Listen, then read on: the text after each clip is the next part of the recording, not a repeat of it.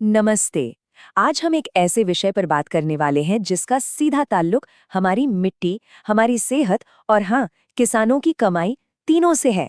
जी हाँ, हम बात कर रहे हैं गौ आधारित प्राकृतिक खेती के बारे में। एक ऐसा मॉडल जो कहता है लागत कम करो और मुनाफा बढ़ाओ। तो सवाल ये उठता है कि खेती को फायदेमंद कैसे बनाया जाए। देखिए, ये वो सवाल है जो आज शायद हर किसान के जहन में है। एक तरफ तो लागतें बढ़ती जा रही हैं, दूसरी तरफ बाजार का कोई भरोसा नहीं। ऐसे में खेती से मुनाफा कमाना वाकई एक बहुत बड़ी चुनौती बन चुका है। अच्छा, तो इस चुनौती से पार पाने के लिए मोटे तौर पर दो रास्ते दिखते हैं। एक तो ये कि हम उत्पादन और बढ़ा दें, जिस पर तो सालों से काम चल ही रहा है, और दूसरा रास्ता है कि हम लागत ही घटा दें। और पता है, आज हमारी सारी बातचीत इसी दूसरे रास्ते पर होने वाली है। हम ये समझने की कोशिश करेंगे कि कैसे खेती में होने वाले खर्च को कम करके उसे टिकाऊ और फायदेमंद बनाया जा सकता है। तो चलिए, सबसे पहले ये समझते हैं कि आखिर इस दूसरे रास्ते की जरूरत पड़ी ही क्यों। दरअसल ये जरूरत उस संकट से पैदा हुई है जो रासायनिक खेती की वजह से हमारे सामने खड़ा है, और इसके जो बुरे नतीजे हैं वो अब साफ साफ दिखने लगे हैं। ये जो एक लाइन है ना, पेट तो भर गया पर मिट्टी का पेट खाली हो गया, ये असल में हरित क्रांति के बाद की पूरी कहानी कह देती है। हुआ क्या कि पैदावार बढ़ाने की धुन में हमने केमिकल फर्टिलाइजर्स और कीटनाशकों का इतना अंधाधुंध इस्तेमाल किया कि हाँ, हमारा पेट तो भर गया, लेकिन हमारी जमीन की, हमारी मिट्टी की जान निकल गई। और पता है इसकी कीमत हम कैसे चुका रहे हैं? देखिए, ये सारी समस्याएं ना एक दूसरे से जुड़ी हुई हैं। सबसे पहले केमिकल फर्टिलाइजर्स ने मिट्टी का बैलेंस बिगाड़ दिया, जिससे उसमें पोषक तत्व कम हो गए। अब जब मिट्टी ही कमजोर हो गई तो फसलों पर कीड़े और बीमारियां ज्यादा लगने लगी। तो हमने क्या किया? हमने और जहरीले कीटनाशक डाल दिए। नतीजा, हमारी मिट्टी, हमारा पानी, हमारा पर्यावरण सब जहरीला हो गया। किसानों के जो दोस्त थे, केंचुए और छोटे छोटे जीव, वो बेचारे मर गए। और सबसे डरावनी बात यह है कि ये सारा जहर घूम फिरकर हमारे खाने में आ रहा है और हमारी सेहत खराब कर रहा है। तो इस बड़े संकट का समाधान क्या है? क्या कोई रास्ता है? जी हाँ, बिल्कुल है। और जवाब कहीं बाहर नहीं, हमारी अपनी प्रकृति में, हमारी जड़ों में ही छिपा है। चलिए अब हम लौटते हैं प्रकृति की ओर और समझते हैं कि प्राकृतिक खेती का फलसफा आखिर है क्या। और इस पूरे समाधान के केंद्र में कौन है? ये हमारी देसी गाय। देखिए, ये सिर्फ एक जानवर नहीं है, ये एक पूरी की पूरी कृषि व्यवस्था की नींव है। कह सकते हैं कि इस पूरी कहानी की असली हीरो यही है। अब सवाल ये कि देसी गाय ही क्यों, ये इतने खास क्यों है? तो जरा इस नंबर पे नजर डालिए, 300 से 500 करोड़। पता ये क्या है? ये देसी गाय के सिर्फ 1 ग्राम गोबर में मिलने वाले फायदेमंद माइक्रो ऑर्गेनिजम्स की संख्या है। सोचिए, यही वो करोड़ों अरबों की सेना है जो मिट्टी में जाकर उसे फिर से जिंदा कर देती है। तो प्राकृतिक कृषि है क्या? देखिए, ये एक बहुत ही पुरानी पद्धति है जिसका बस एक ही सिद्धांत है, पौधे को नहीं, मिट्टी को खिलाओ। पूरा फोकस ही बदल जाता है। मतलब हम पौधे को ऊपर से केमिकल वाला खाना नहीं दे रहे, बल्कि हम मिट्टी को ही इतना ताकतवर और जिंदा बना रहे हैं कि पौधा अपनी जरूरत का सारा खाना खुद जमीन से ले ले। सीधी सी बात है, मिट्टी सेहतमंद तो पौधा भी सेहतमंद। ठीक है, तो थ्योरी तो समझ आ गई। अब देखते हैं कि ये सब असल में होता कैसे है। बात करते हैं प्राकृतिक खेती के उन मजबूत स्तंभों की, और ये भी देखेंगे कि कैसे घर पर ही खाद और कीटनाशक तैयार किए जा सकते हैं, वो भी लगभग मुफ्त में।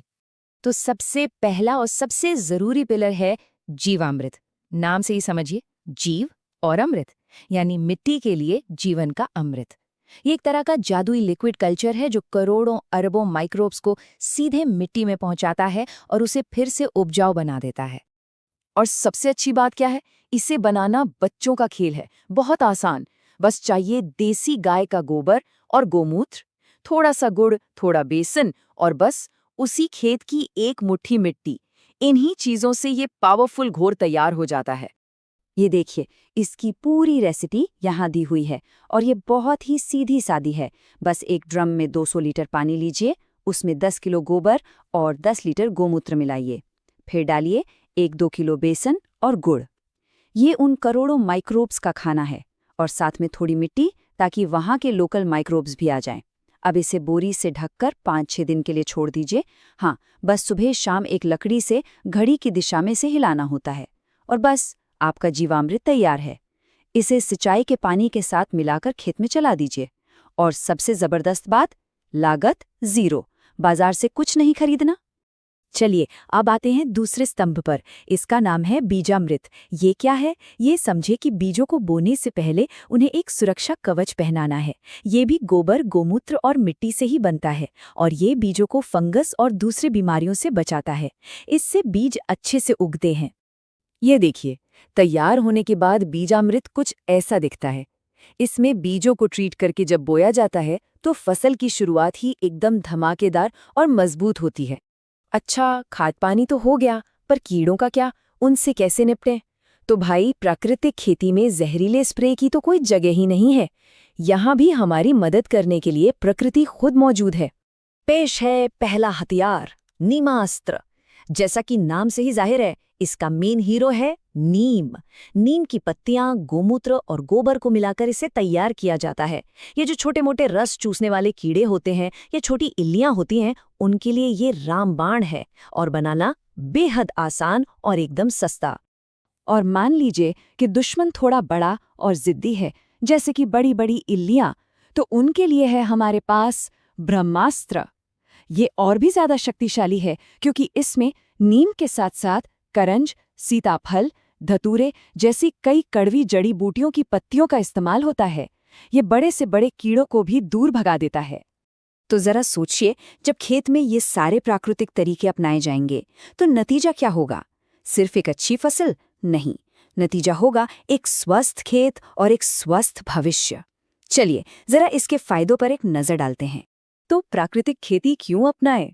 सबसे पहला और सबसे बड़ा फायदा, खेती की लागत लगभग 0 हो जाती है। सोचिए, फिर मिट्टी हर साल पहले से ज्यादा उपजाऊ होती जाती है, जहरीली नहीं, पानी की जरूरत भी कम हो जाती है। किसान की खाद और कीटनाशक के लिए बाजार पर जो निर्भरता थी वो खत्म हो जाती है। और हमें और आपको क्या मिलता है? जहर मुक्त खाना, जिसके बाजार में दाम भी बेहतर मिलते हैं। और इन सबसे ऊपर हमारा पर्यावरण बचता है और किसान से लेकर खाने वाले तक सबकी सेहत अच्छी रहती है। तो हमने समस्या को भी समझा, उसके प्राकृतिक समाधान को भी देखा और फायदों को भी गिना। अब सवाल ये उठता है कि आगे की राह क्या है? तो अंत में बस यही एक सवाल छोड़ जाते हैं कि क्या आज की खेती की बड़ी बड़ी समस्याओं का हल हमारी सदियों पुरानी जड़ों में ही छिपा है? क्या भविष्य की ओर बढ़ने के लिए हमें एक बार पलटकर अपने अतीत की समझ को देखने की जरूरत है? इस पर सोचिएगा जरूर।